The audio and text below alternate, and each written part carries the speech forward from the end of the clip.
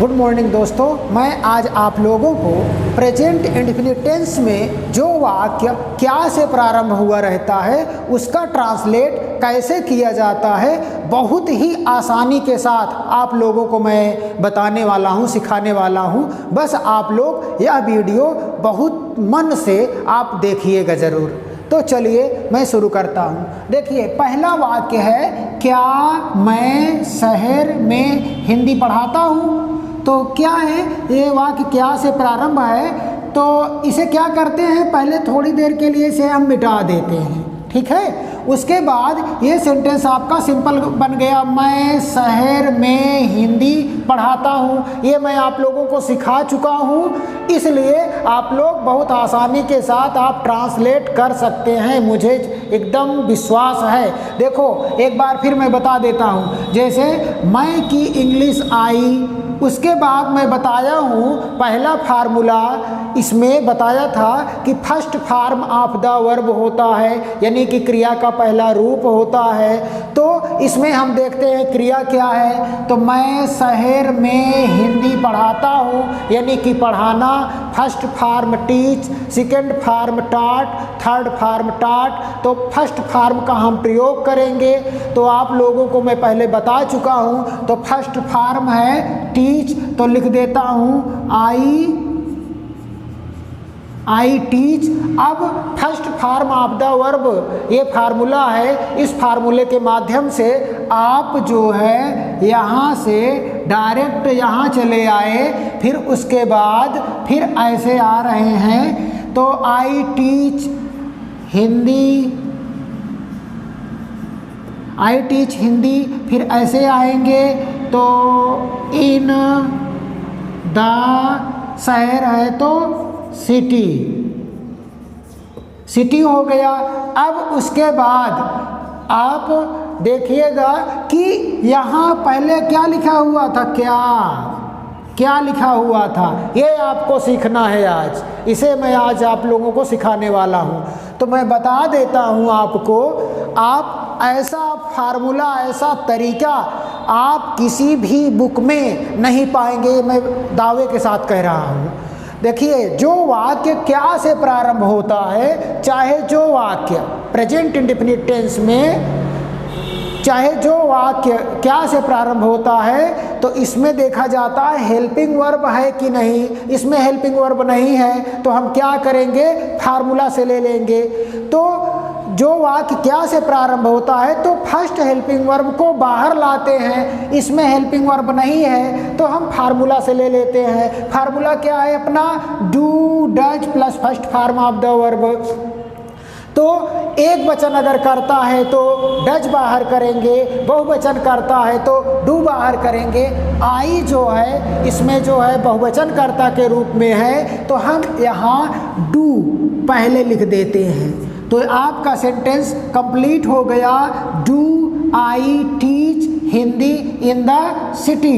ये question mark आपका लग गया, आपका सेंटेंस कंप्लीट हो गया बहुत आसानी के साथ। अब देखो, क्या मैं शहर में हिंदी पढ़ाता हूँ, क्या मैं शहर में हिंदी पढ़ाता हूँ, क्या मैं शहर में हिंदी पढ़ाता हूँ। तो हो गया do I teach Hindi in the city. अब हम आते हैं दूसरे वाले वाक्य पे। दूसरा वाक्य क्या है, क्या आकाश शहर में हिंदी पढ़ाता है। तो इसमें क्या है, ये क्या जो है इसे मिटा दो, अब उसके बाद सीधा सा ट्रांसलेट कर दो, मैं आपको बता चुका हूँ। तो लिखो आकाश,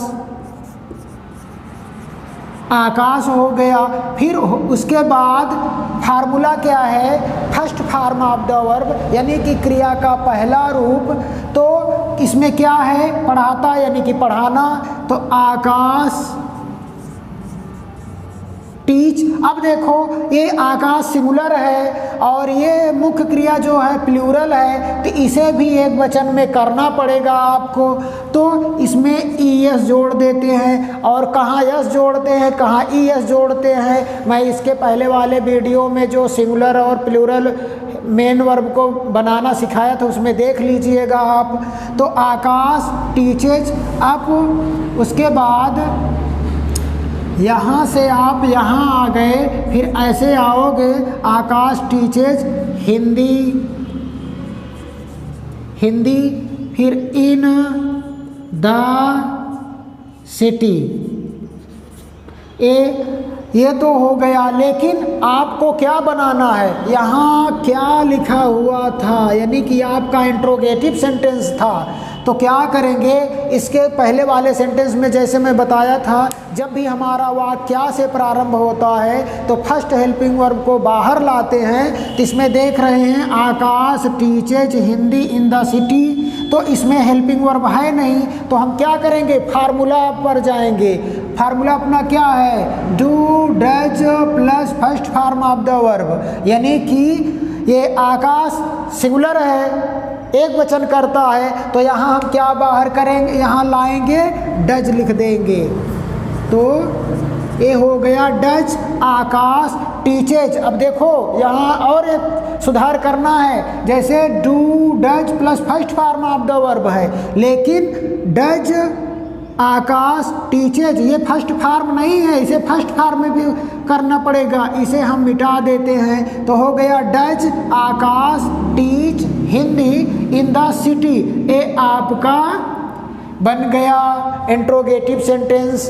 अब उसके बाद तीसरे वाले वाक्य पे आते हैं। तीसरा वाक्य क्या है, क्या आप दोस्तों के साथ गीत नहीं गाते हैं, यानी कि ये इसमें निगेटिव भी है इंट्रोगेटिव भी है। तो पहले हम क्या करते हैं, निगेटिव मैं सीख चुका हूँ, तो आप क्या करेंगे, निगेटिव आपको मैं सिखा चुका हूँ, तो क्या करेंगे, इसे मिटा देते हैं। तो निगेटिव वाक्य है तो ट्रांसलेट बहुत आसानी के साथ हो सकता है। तो इसका ट्रांसलेट करो, आपकी इंग्लिश यू, आपकी इंग्लिश यू। अब बहुवचन करता है, बहुवचन करता है तो do not, you do not sing, sing song, sing song, और विथ फ्रेंड्स, विथ फ्रेंड्स। अब क्या है कि यहाँ था क्या, ठीक, इसमें आप लोगों को इंट्रोगेटिव सेंटेंस बनाने में बहुत आसानी होगी। यहाँ था क्या, मैं बता दिया हूँ, जब भी हमारा वाक्य क्या से प्रारंभ होता है तो फर्स्ट हेल्पिंग वर्ब को बाहर लाते हैं। आप लोग माइंड में एकदम रट लीजिए, बैठा लीजिए, और दो चार लोगों को बता दीजिएगा कि जब भी हमारा वाक्य क्या से प्रारंभ होता है तो फर्स्ट हेल्पिंग वर्ब को बाहर लाते हैं। जब भी हमारा वाक्य क्या से प्रारंभ होता है तो फर्स्ट हेल्पिंग वर्ब को बाहर लाते हैं। अब इसमें देखो, क्या आप दोस्तों के साथ गीत नहीं गाते हैं, तो ये तो मैं ये मिटा दिया था, तो ट्रांसलेट है you do not sing song with friends. अब यहाँ था क्या, अब इसमें क्या है, अब डू को, इसी डू को हम बाहर लाएंगे, इस डू को यहाँ लाएंगे, तो यहाँ से हम मिटा दिए और यहाँ लिख दिए डू। अब हो गया do you not sing song with friends. ये आपका सेंटेंस कंप्लीट हो गया। अब अगर ना समझ में आया हो तो कमेंट करके